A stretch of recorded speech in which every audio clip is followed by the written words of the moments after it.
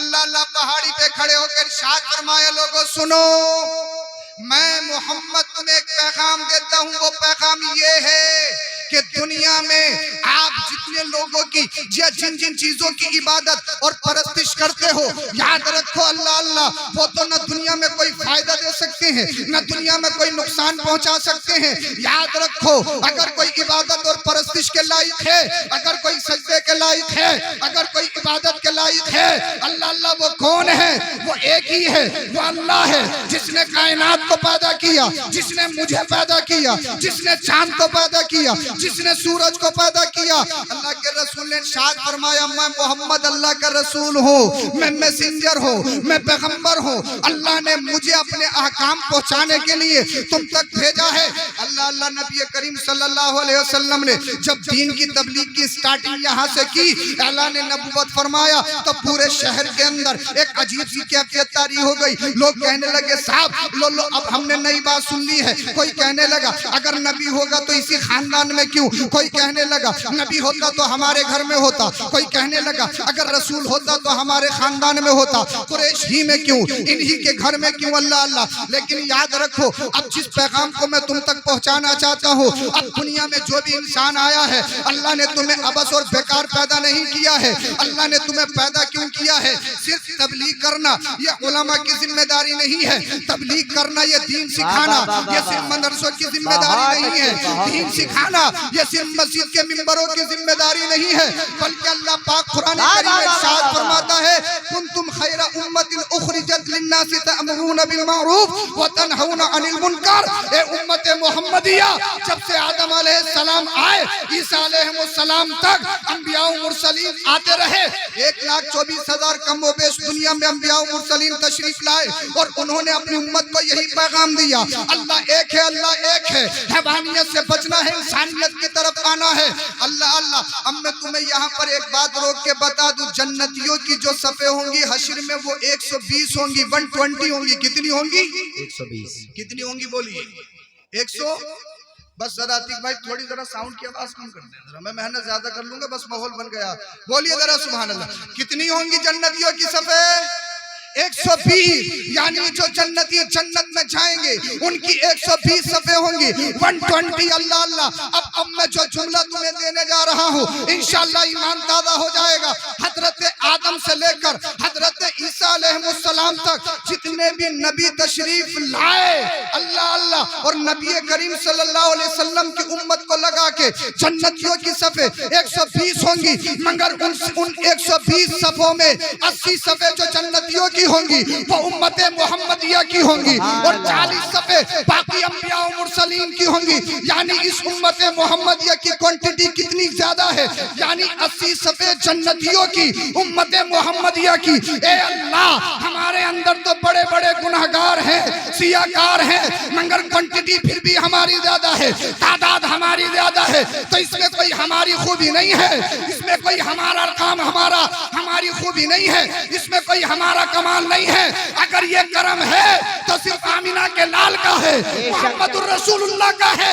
हम रातों दिन उनकी नाफरमानी भी कर रहे हैं, हम रातों दिन शरीयत की मुखालफत भी कर रहे हैं, मगर देखो तो अपने नबी को जब दुनिया में आए तो गुनाहगारों को याद कर रहे हैं, और जब दुनिया से जा रहे हैं तो तब गुनाहगारों को याद कर रहे हैं। और जब हश्र का दिन होगा तो अल्लाह अल्लाह, बुखारी शरीफ की हदीस पाक है, अल्लाह के रसूल अपने सर मुबारक को सजदे में रखेंगे, रब इरशाद फरमाएगा, इरफा रासक या मोहम्मद सलमा तूता। ए हबीब, अपने सर को उठाइए। आपने अपने सर को क्यों झुकाया है?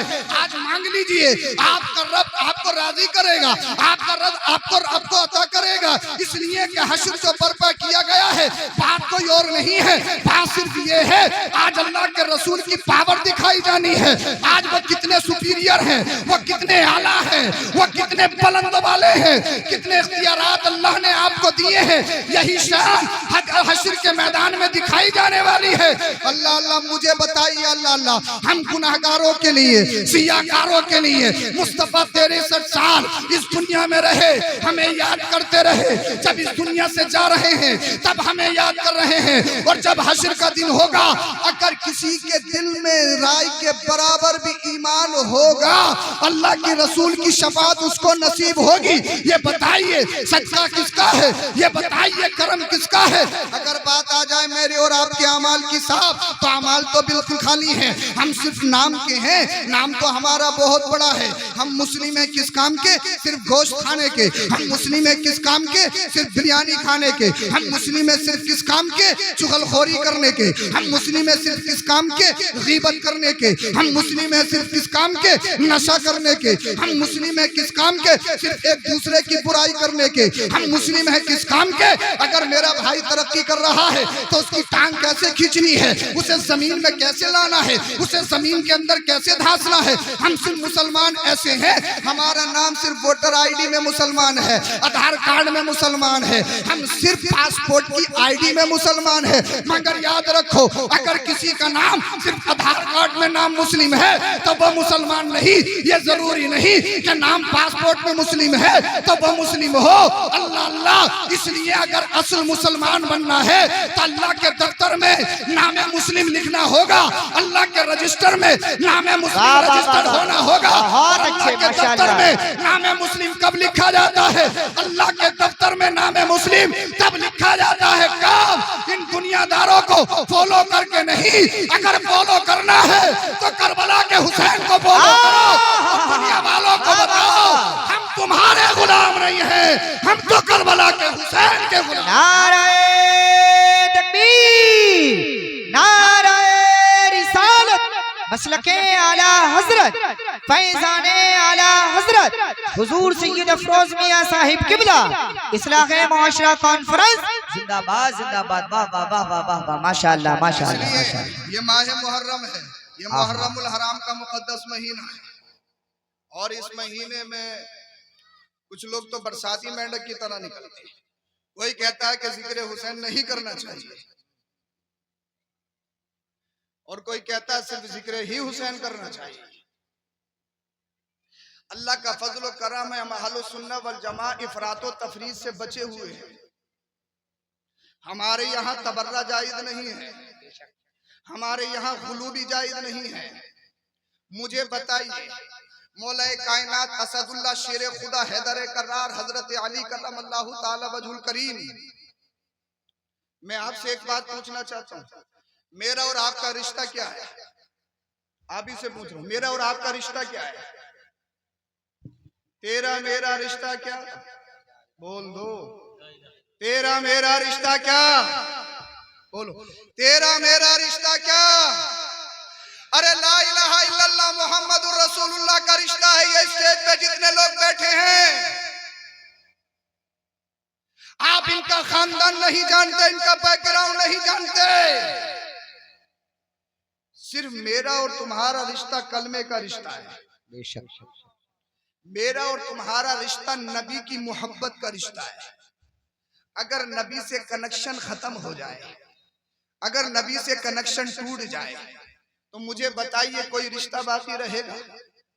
इधर मैं देखिए बहुत गहरी बात बताने लगा, अल्लाह करे आपके समझ में आ जाए। वो बात खत्म कर रहा हूं। असल रिश्ता है नबी की निस्बत।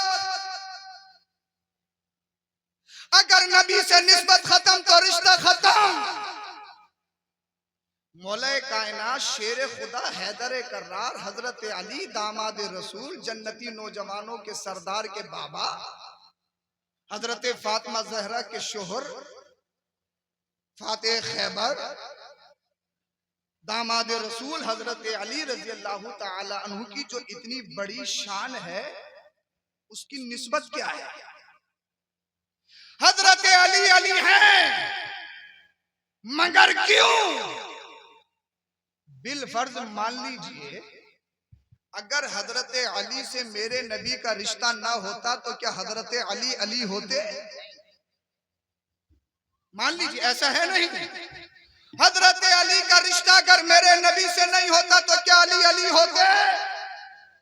हजरत अली चचा जाद भाई ठीक, दामाद है ठीक, मेरे नबी का सगा चचा जिसको अबू लहब कहा जाता है, और अबू लहब के बारे में कुरान की आयतें मजम्मत में नाजिल हुई, तब्बत यदा अबी लहब व तब। सगा चाचा मगर खूनी रिश्ता तो है, ईमानी रिश्ता नहीं है।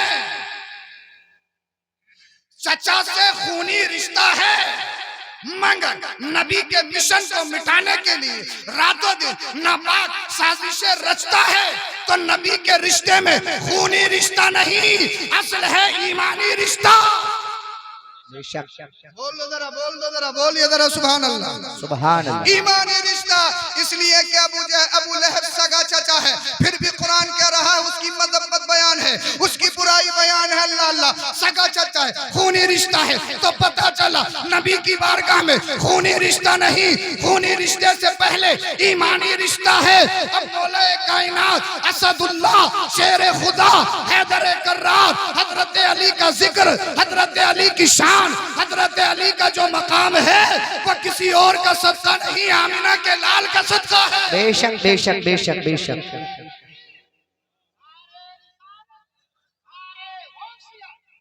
अब बहुत सारे लोगों का वतीरा कि वो मौला कायनात हजरत अली का जिक्र इतना इतना इतना कि नबी से बढ़ा देते, हालांकि असल नबी है, असल नबी है। नबी की निस्बत ही से जितने भी महके सब उसी निस्बत से महके। चमक तुझसे पाते हैं सब पाने वाले, मेरा दिल भी चमका दे चमकाने वाले।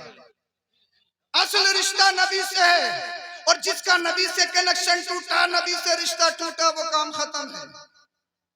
इसीलिए याद रखना मेरे भोले भाले भाइयों, लोग तुम्हारे ईमान पर डाका डालना चाहते हैं, लोग तुम्हारे ईमान को लूटना चाहते हैं, और ये हमारी ही जिम्मेदारी है, हम ही आपको सही पैगाम देंगे। ये हर मस्जिद के हर इमाम की जिम्मेदारी है, हर खतीब की जिम्मेदारी है, अपनी कौम को सही रास्ता दिखाए, अपनी कौम को सही रास्ता दिखाए। सैयदुना बीमार ज़ैनुल आबिदीन रजी अल्लाह ताला अन्हु से किसी ने पूछा, हुजूर ये बताइए कि शेखैन यानी सैयदुना सिद्दीक़ अकबर और उमर फारूक आजम की फजीलत और उनकी अफजलियत के बारे में क्या हुक्म है? तो इमाम हुसैन के शहजादे सैयदुना ज़ैनुल आबिदीन रजी अल्लाह ताला अन्हु ने इरशाद फरमाया, ये बात मुझसे पूछते हो, ये बताओ अगर सिद्दीक़ और उमर नबी को पसंद नहीं होते तो क्या इंतकाल के बाद में दफन के लिए नबी का पहलू नसीब होता? सैयदुना सिद्दीक़ अकबर और उमर फारूक आजम मेरे नबी के पहलू में जलवा फरमा है। एक पहलू में सिद्दीक है, एक पहलू में उमर फारूक आजम है। अब कौन जवाब दे रहा है? मेरी बात मानो ना मानो, मगर सिर्फ मौला कायनात अली अली करने वालों, अली के शहजादे की बात तो मानोगे, आपके पोते की तो बात मानोगे। हजरत सैयदुना सिद्दीक़ अकबर पर भौंकने वालों, उमर फारूक आजम पर अपनी जबान खोलने वालों, जरा होश के नाखून लो। सैयदुना सिद्दीक़ अकबर और उमर फारूक आजम का जब जिक्र आया तो ज़ैनुल आबिदीन बोले, अगर मेरे नाना को ये दोनों पसंद नहीं होते तो नाना अपने पहलू में इन्हें दफन होने नहीं देते। दफन इसीलिए है कि सिद्दीक भी प्यारे हैं, उमर आजम फारूक भी प्यारे। नारे तकबीर, नारे रिसालत, मजहब इस्लाम, पैगंबर इस्लाम, फैजान सहाबा इकराम, फैजान अहले बैत अतहार, इस्लाहे मुआशरा कॉन्फ्रेंस जिंदाबाद जिंदाबाद। माशाअल्लाह माशाअल्लाह। असदुल्लाह शेर खुदा हजरत अली का जिक्र है, तो अहले सुन्नत से अच्छा कौन कर सकता है? बेशक कर सकता है क्या? कोई नहीं कर सकता है। हजरत अली रजी अल्लाह ताला अन्हु जब बसरा पहुंचे तो एक शख्स खड़ा हो गया, कहने लगा, हुजूर हमने ये सुना है कि अल्लाह के रसूल ने आपको बिला फसल खलीफा बनाया था। इधर तवज्जो दे, हमने ये सुना है कि हजरत अली को अल्लाह के रसूल ने बिला फसल खलीफा बनाया है। अल्लाह अल्लाह, हजरत अली इरशाद फरमाने लगे, अरे नादान, ये तुम्हारी कोताही है, मैं नबी पर बोहतान नहीं बांध सकता। अगर अल्लाह के रसूल ने नामजद मुझे बिला फसल खलीफा बनाया होता तो मैं कभी सैयदुना सिद्दीक़ अकबर की बैत कबूल नहीं करता, मैं कभी सैयदुना उमर फारूक आजम की बैत कबूल नहीं करता, मैं कभी उस्मान गनी रजी अल्लाह ताला अन्हु की बैत कबूल नहीं करता। ये मत कहना मजबूरी थी, ये मत कहना कि सैयदुना सिद्दीक़ अकबर के हाथ में बैत करना मजबूरी थी। अरे मजबूरी कहा, मजबूरी वो तो छोड़िए, असल मजबूरी तो करबला के मैदान में इमाम पाक के सामने थी, मगर अली का शहजादा, उनका खून यजीदियों के सामने सीना सपर खड़ा हो गया। नबी के घर वाले कभी मजबूरी से समझौता नहीं करते हैं, वो वही करते हैं जो अल्लाह का हुक्म होता है, जो रसूलुल्लाह का। हजरत अली फरमा रहे हैं, अगर अल्लाह के रसूल का हुक्म होता तो मैं उनकी बैत कैसे कबूल कर लेता, लेकिन आपका ईमान पर डाका डालने की कोशिश की जा रही है। ये सिलसिला चलता रहेगा, है कि मत। अभी तो बहुत खिलाया, मगरिब के बाद इतना खिलाया, आप खिलाते रहोगे, अभी ना थोड़ी बहुत देर सुनने भी दो, मेरी बात पूरी हो गई है। जल्दी से बांट दीजिए जो भी बांटना है। हाँ, अब जब इनको बार बार पिलाओगे तो ये फिर हाजत के लिए भी उठेंगे, तो फिर बताइए जलसा वो बस 1-1.5 घंटे का जलसा होगा और फिर इंशाल्लाह खत्म हो जाएगा। इसलिए ऐलान करो, हम अली वाले भी हैं, हम रसूलुल्लाह वाले भी। अल्हम्दुलिल्लाह, अल्हम्दुलिल्लाह। हम नबी के घर वालों से भी प्यार करते हैं और नबी के गुलामों सहाबा से भी प्यार करते हैं। बेशक बेशक बेशक। सहाबा भी हमारे हैं, नबी के घर वाले भी हमारे हैं, और इंशाल्लाह दोनों का दामन मजबूती से पकड़ लो, दुनिया भी आबाद हो जाएगी और बाद मरने के कब्र हश्र भी आबाद। बेशक। और कोई डाका डालने की कोशिश करे तो उसके चक्कर में मत आना। लास्ट पैगाम है, जब तक पी लो और बस मैं अपनी बात खत्म करता हूं जी। और दीन सिर्फ इससे मत सीखो, कहा गया मोबाइल, ये मत सीखो कि मत सोचो के साथ सारा दीन इसी में है। बोले जो भी बात नहीं आ रही है एकदम साफ बोलो और मंगा लो, ये भी तो हमारा तुम्हारा बनाया हुआ है। दीन ये नहीं सिखाएगा सही है गलत है, इसका फैसला कैसे करोगे जब पढ़ाई नहीं है। अब तो साहब घर घर में मुफ्ती है, गूगल का मुफ्ती है। अरे मुफ्ती बनना इतना आसान थोड़ी है, हिफ्ज के बाद में 11-12 साल पढ़ना पड़ता है, मदरसे की दाल खानी पड़ती है, तब जाके मुफ्ती बनते हैं। हाँ, और साहब क्या कहते हैं, बराई का तो साहब कुछ घरों को छोड़ के माहौल ये है साहब, अगर एक इमाम साहब का खाना मैंने देखा, बस अल्लाह खैर फरमाए, तो वो काली पिन्नी में अंडे का आमलेट करके और साहब रोटी रख के काली पिन्नी में भेज दिया, जैसे एक मांगने वाले को नहीं देते। क्या मेंटेलिटी है ये, ऐसी बरकत है, क्या मेंटेलिटी है। अरे इमामों के साथ इतना बुरा रवैया, भाई मैं अपने आप को खारिज कर रहा हूं भाई, मेरे तो कई घर हैं, कर सभी घर हैं, हाँ, लेकिन अब मुझे बताइए ये मेंटेलिटी है इमाम की हैसियत। ये बात ये नहीं है कि आप मुर्ग मुसल्लम भेजो, चटनी भेजो, मगर बर्तन तो सलीके के हो कम से कम। पता लगा कप की कन्नी छटी हुई है, गिलास टूटा हुआ है, और बाद वालों की गिलास में तरकारी मैंने देखी, गिलास में प्याले पे इतना इतना मैल जमा हुआ, ये हैसियत है।